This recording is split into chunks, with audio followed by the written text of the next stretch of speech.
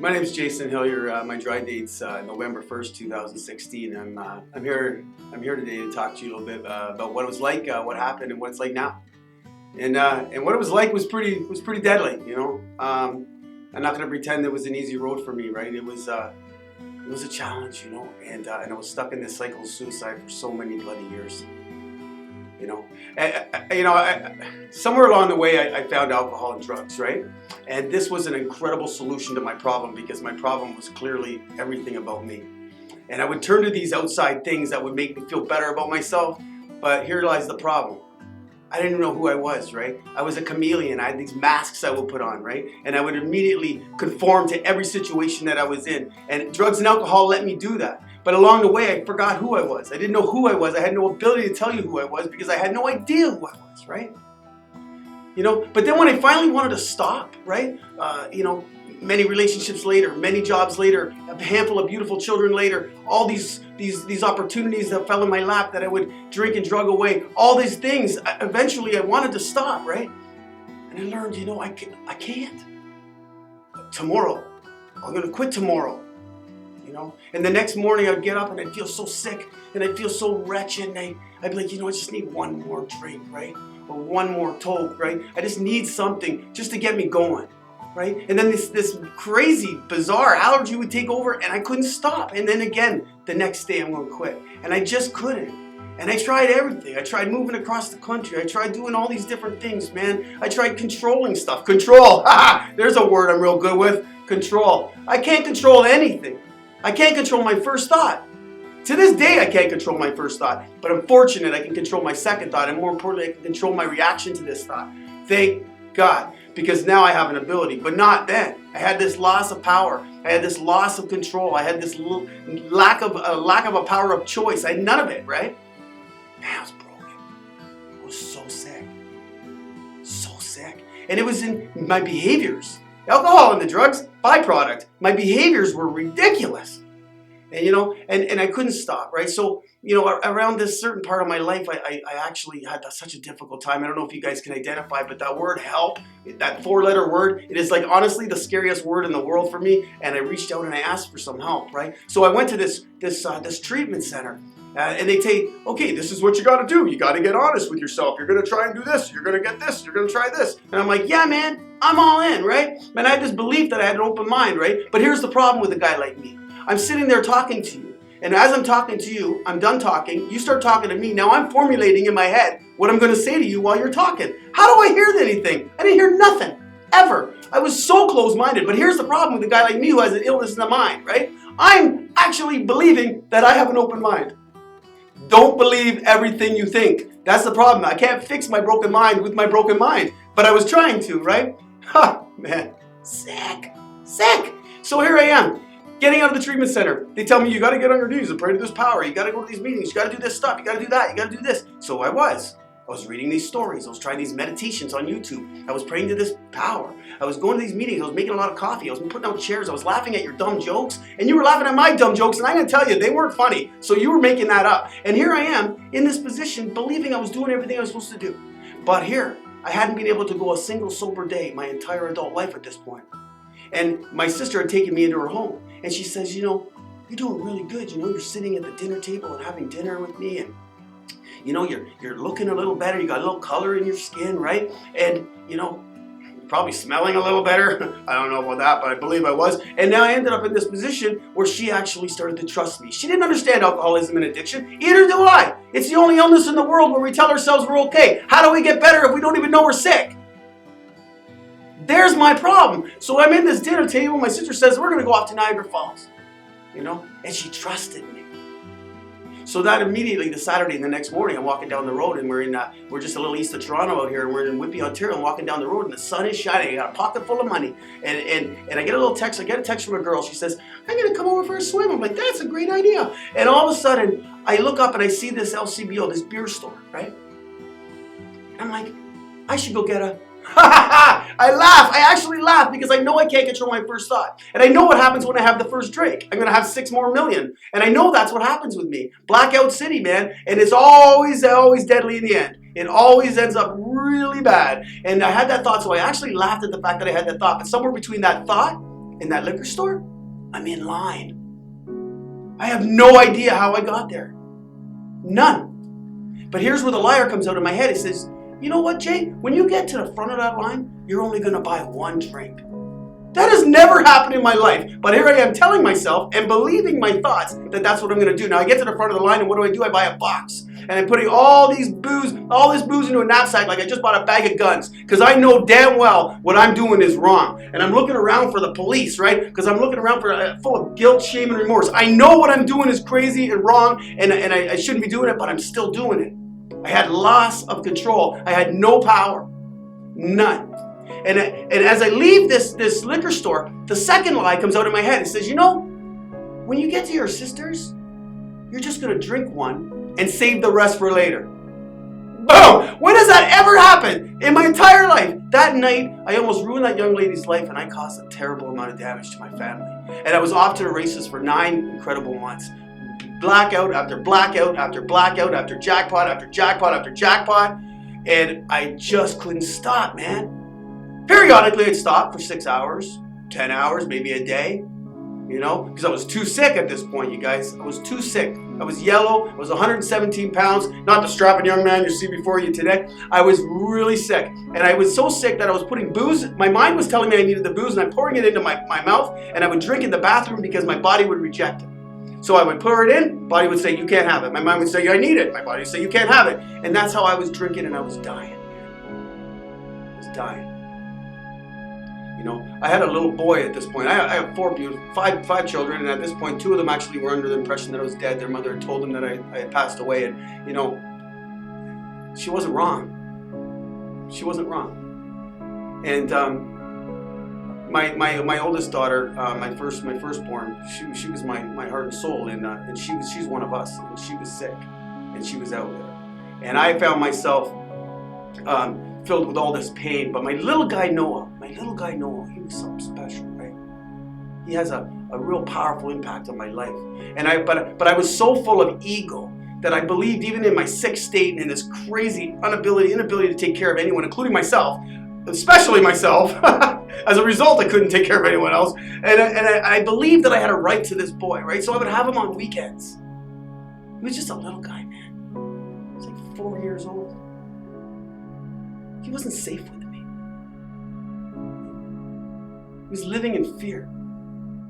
He was wetting the bed and sucking his thumb, and he was in trouble, you know. But all I could think about was how I had a right to this boy. I had no right to this boy. He was in danger with me. Now I'm sitting in the backyard. I managed to manipulate this poor soldier into giving me a basement apartment at this little house down by the lake, and I'm sitting in the back one day, and around the corner comes now I have a little bit of history in my early 20s with the police, so on paper I look like a real big tough guy. I'm not a tough guy, believe me. I cry at Canadian Tire commercials and Tim Hortons commercials, but the reality is they on paper I look like something that I wasn't, right? And so this lady comes around the corner and she's got a car seat. And I'm sitting out in the back of my porch, and around behind her comes policeman after policeman after policeman after policeman. I don't know how many there were. And they said, what are you doing here? Get off my property. What are you doing here? They said, Jason, we're here to apprehend Noah. You know, we're here to take your son. I said, you're not taking my son. There's no way you're taking my son. It's my son. I said, we could do this the easier way or the hard way. And I said it's going to be the hard way. And it wasn't very hard for them. They roughed me up a little bit, put me on the patio, a little bit of blood, and they proceeded to walk over me to go inside the house and pack up my son. You know? And they put him in the seat and they took him out. Now he was living in fear, but I was the only fear he knew. Now it's a whole new level of fear. So he's screaming for me. And I'm screaming for him. But here's the kicker. How could you take my son? This was still about me. Selfish, self-centered to the core, man. My son's being apprehended in full of fear. His life with the very little inability to process what's happened already in a small 4.5 years. And I'm worried about how it's affecting me. How dare you take my son? Thank God they took my son. They go and they put him in the van, and they put me in the back of the police cruiser, and I'm just like trying to kick down the door, and I'm trying to get out of this place. I can't believe they're doing this to me. Hear what I'm saying? To me. not to Noah. And they brought me to the police station after they drove away with Noah. They brought him off to foster care. They put me in this jail cell. And I'm there for hours and hours and hours until I come out of this crazy jackpot blackout. And I'm finally subdued. And I'm looking around at the jail, at the cell is covered in blood, which I later learned was all my blood. But for a split second, I thought it was someone else's because I didn't remember what happened. And my first thought was, oh my God, I killed someone. Oh my God, Noah. And when I was determined that it was my blood, the first thought that came to my head again was, oh, thank God. What time is it? 9:45? Liquor store opens in 15 minutes. Sick, man. Sick. So sick. And I couldn't stop. And I get out of this jail and the holding cell that night.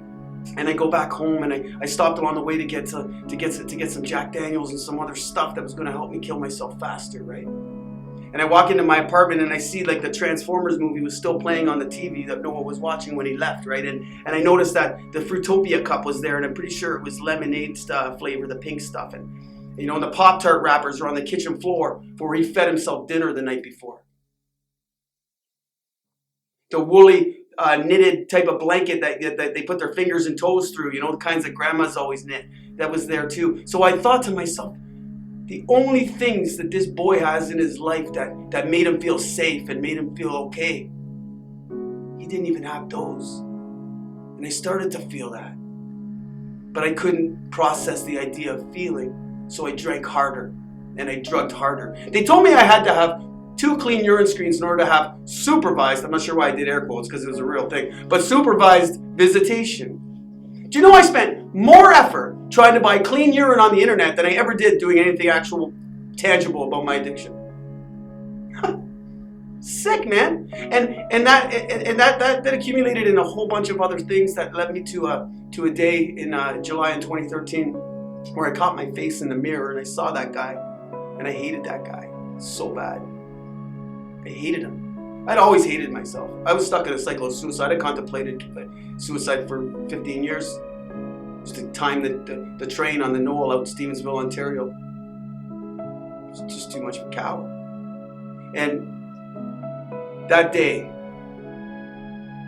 my back was beyond against the wall. I was enough. I was done, and I mailed it in 2013. I hung myself with the bathrobe on the back of my door. Now, if you have a problem with the 3-letter word God, well, it's a feeling for me, and so buckle up, because there is no other explanation for some of the things that happened in my life. Universe, no matter what. Something.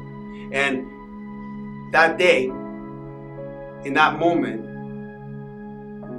my life changed. I was rescued out of that bathroom. And I was brought to the Oshawa General Hospital. I came out of a coma many days later. I'm going to tell you right now, I don't know to this day if I was relieved or pissed off. But you better believe that my bottoms had bottoms had bottoms had bottoms.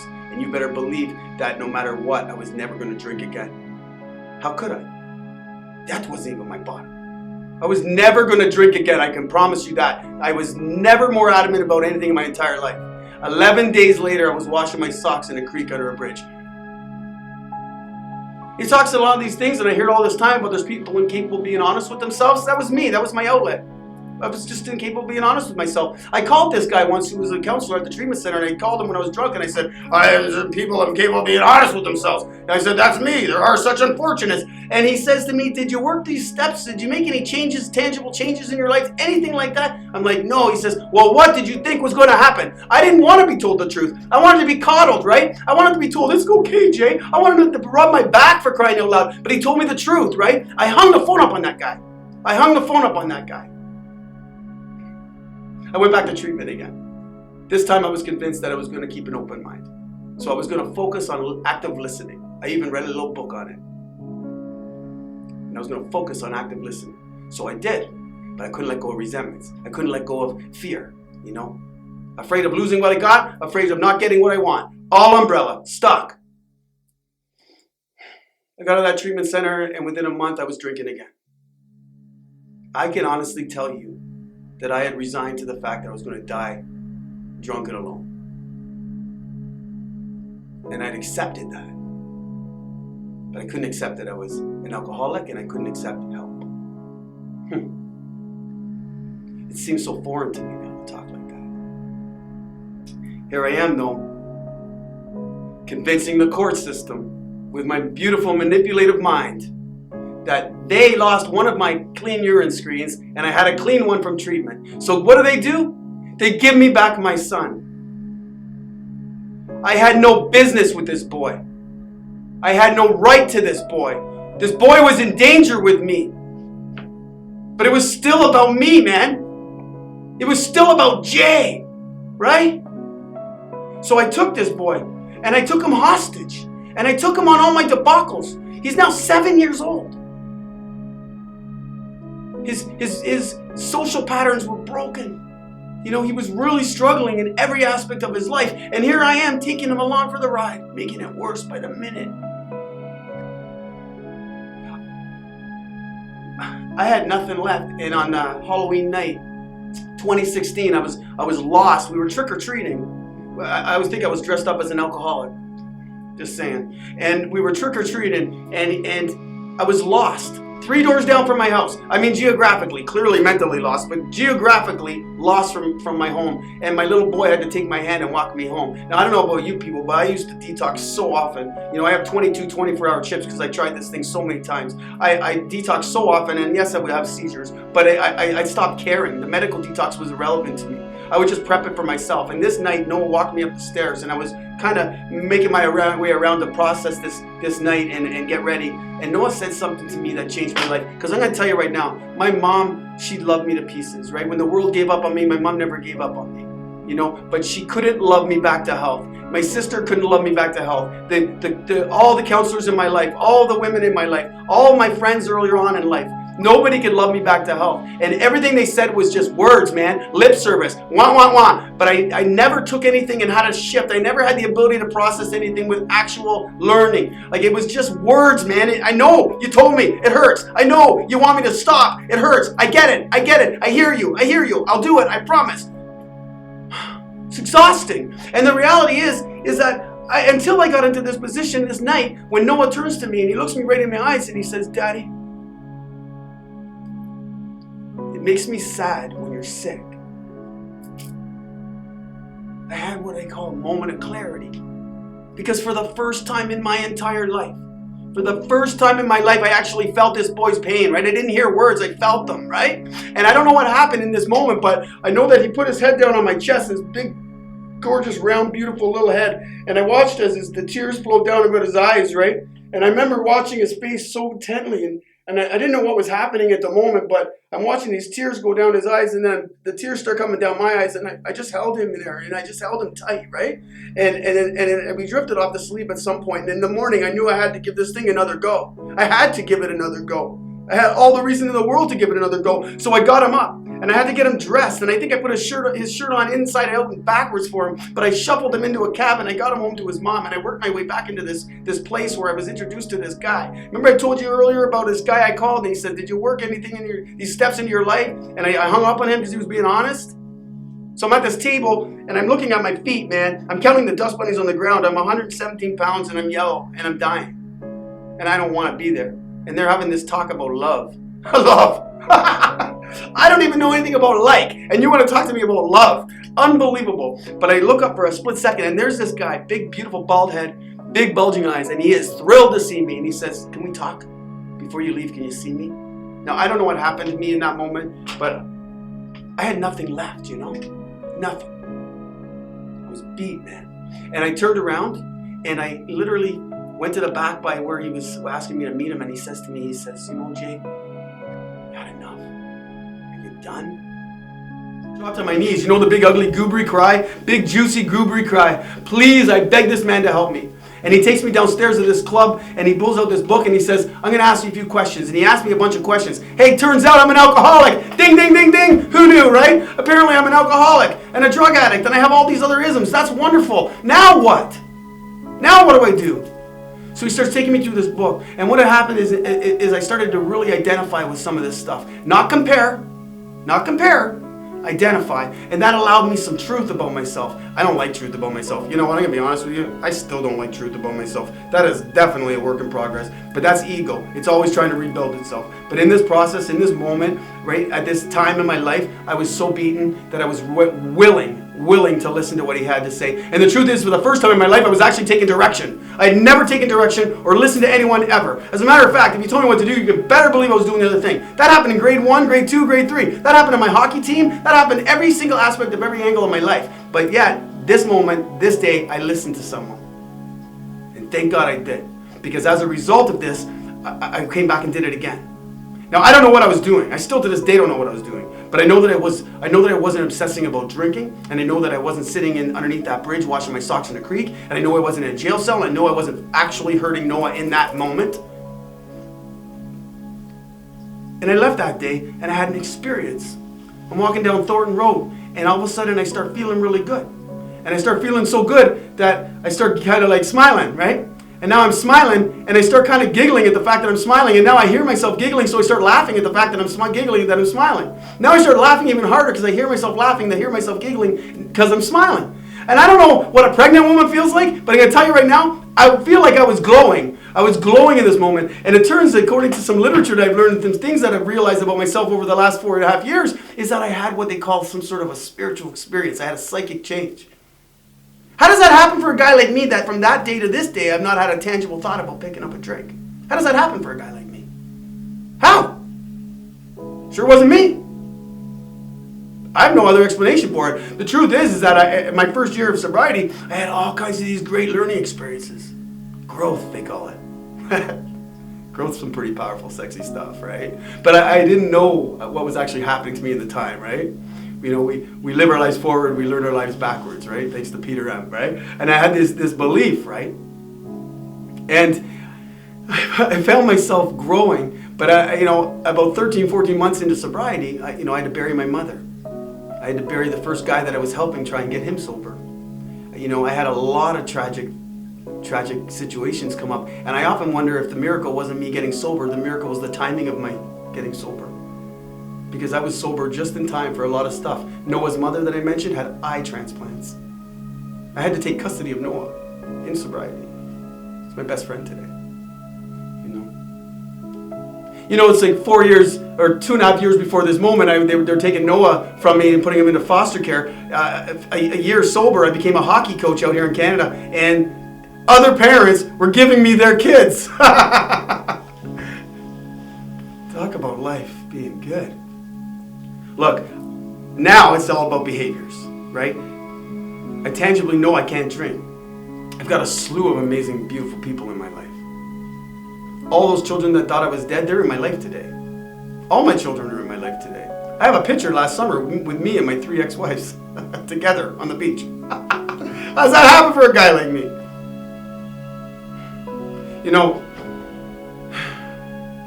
It's not an easy road, but it's a necessary road, right? I have a disease, right? I have an illness. And if I was told I had diabetes and I couldn't eat pizza and I had to check my sugar levels every night, in order to live, I'm probably going to do that, hopefully. And I have a solution to my illness, right? I have a disease, I have to take action, right? If I have a toothache, I don't pray for the pain to go away. I get my ass to a dentist, right? I have to actually take action in this thing. It's not for people that need it, it's not for people that need it, it's for people that want it, right? I have to want it. I don't just wish stuff. If everything just happened because I wanted it, I wouldn't have been in this situation to begin with, right?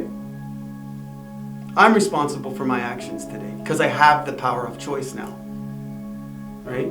And I choose to live it with kindness and loving in a loving way, right? And it's the behavior. So I don't know if you guys have heard of a team called the Toronto Raptors. It's a little basketball team. They may or may not have won the NBA championship, being the only team from Canada. Just saying.